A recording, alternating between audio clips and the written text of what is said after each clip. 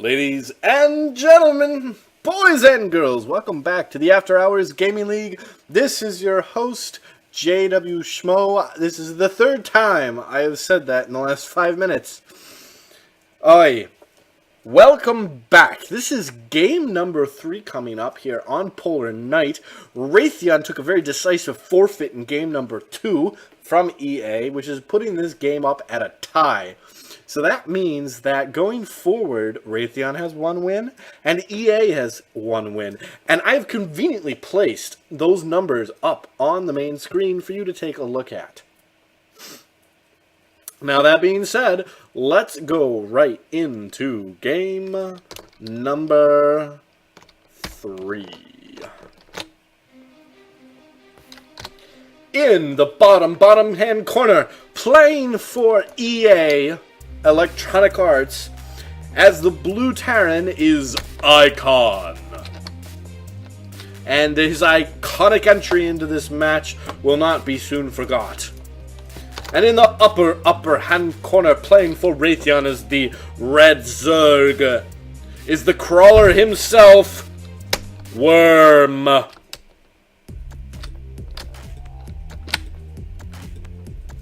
So ladies and gentlemen, fortunately for you, I have absolutely no experience playing the ZVT matchup, and so I'm going to basically have no clue what is going on for the entire extent of this match, which will be fantastic because you'll learn with me on all the subtleties there are in ZVT.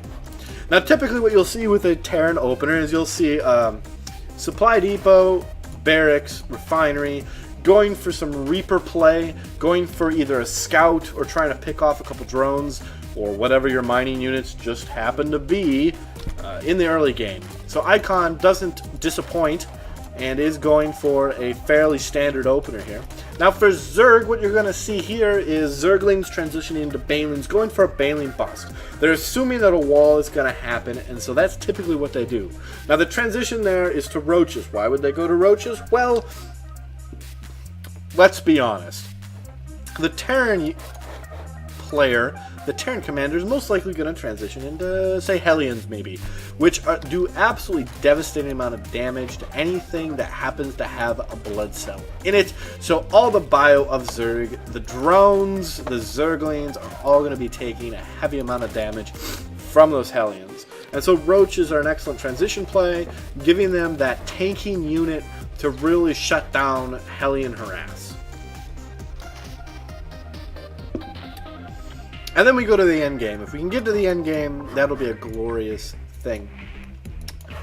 Now, speaking of end game, Icon, as our Blue Terran player, is probably one of the top 2 players for EA. I gotta say it. EA Sports. It's in the game. And Icon has had actually a fairly successful career thus far in Season 4 of the After Hours Gaming League. Just really a ringer for the team. He's won a couple of the key matches throughout the season, allowing EA to transition up to a 4-3 record up until today, and potentially Icon will contribute for EA to get them to 5-3. We shall see. Helps when I turn on sound. Worm, record is 1-1. He is currently unranked in the ladder. Icon, I should say, has been all the way up to Masters level on the ladder. However, currently I think he is Diamond. Worm unranked right now. However, he is 1-1 in the After Hours Gaming League. He favors pretty heavily Zergling Baneling play, going for Speedlings and then just sending the swarm to descend upon you and blanket your entire base in red. So we'll see if Worm is able to recreate that same strategy once again and just blanket his opponent in Zerglings. It does look like Icon, though, has been able to very effectively micro these 2 Reapers with their combat drugs, getting in there, taking out about 150 minerals worth of units. Looks like it's going to be another 50 minerals worth of units. In fact, it is. And Worm just really being distracted. I mean, what's happening here is Icon is trading really fundamentally APM here. He's saying, that with these 2 Reapers, I can use less APM harassing you than it takes for you to hold off those Reapers. That's what he's essentially saying here. And so what he's done there is he's forced Worm to focus on the micro at a point in the game where he really ought to be focusing on his macro play and building his base. And Icon uses that very effectively to get his natural down without any real concern of an attack coming from his Zerg opponent.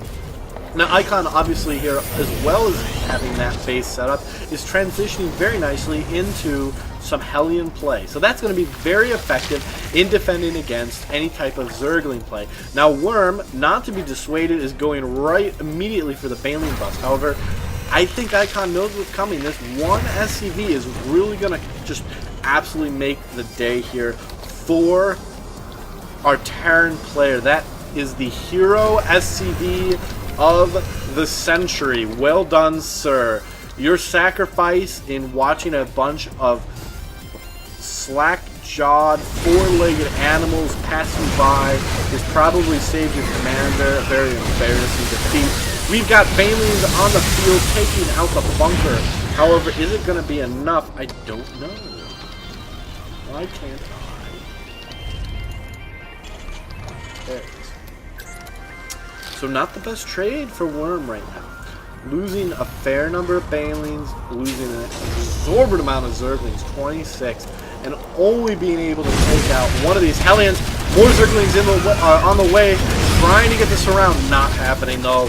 Worm just throwing Zerglings at this and not really getting the DPS that he needs right now. And Icon building up his army. He is up to almost 8, looks like 6 Hellions here. More Zerglings coming in, absolutely just getting flamed to death. Oh my. More Zerglings coming in again. Just getting barbecued, absolutely destroyed here.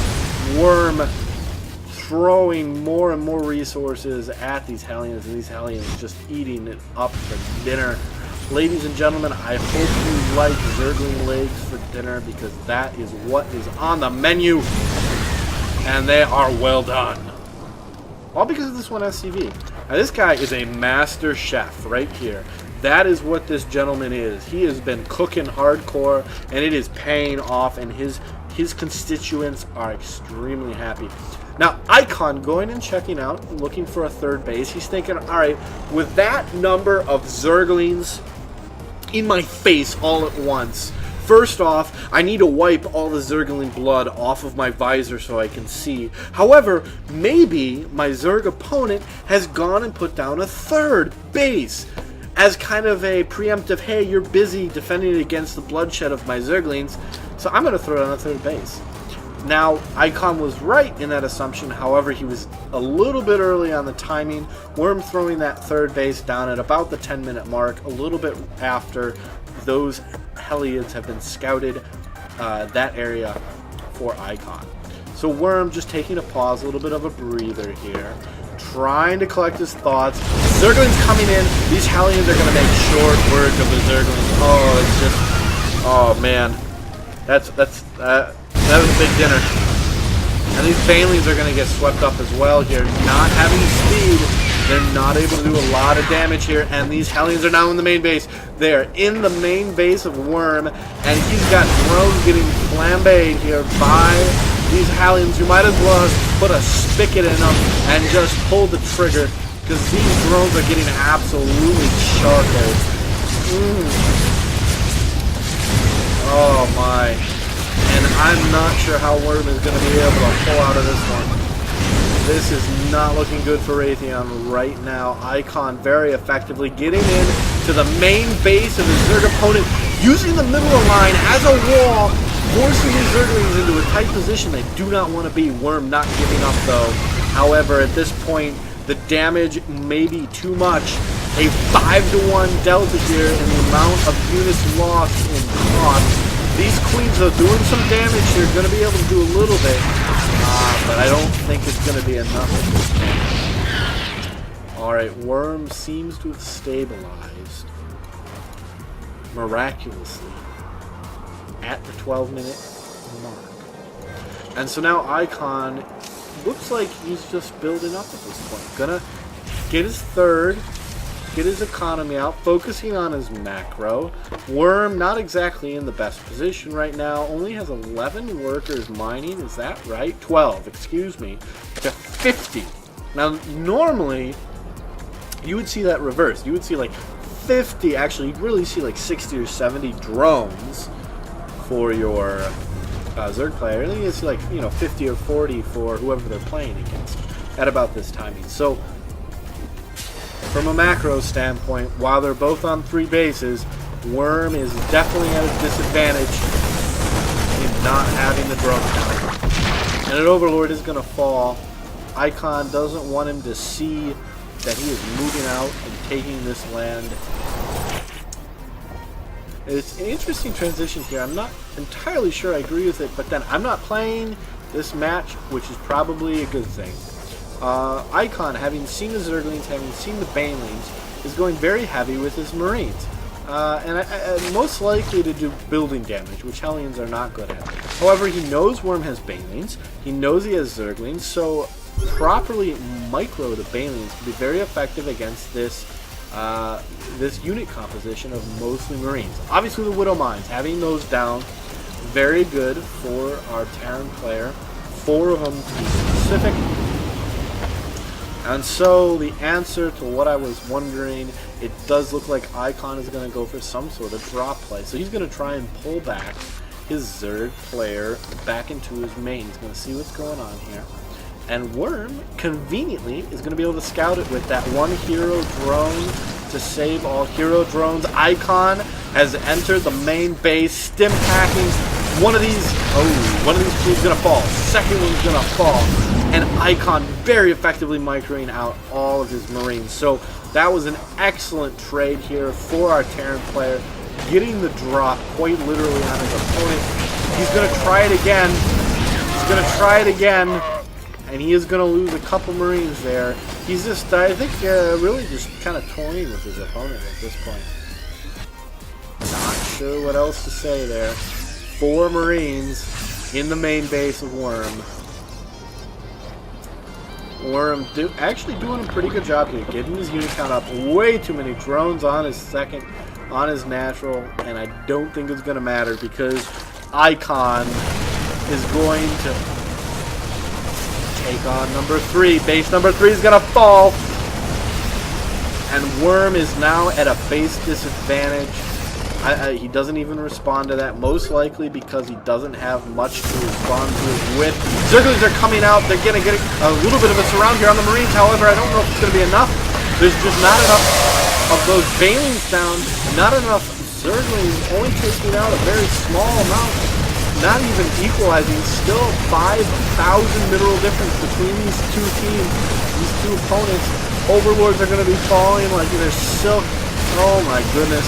And these Marines absolutely devastating to the Zerg player. Ladies and gentlemen, game number 3 is going to go to EA Sports.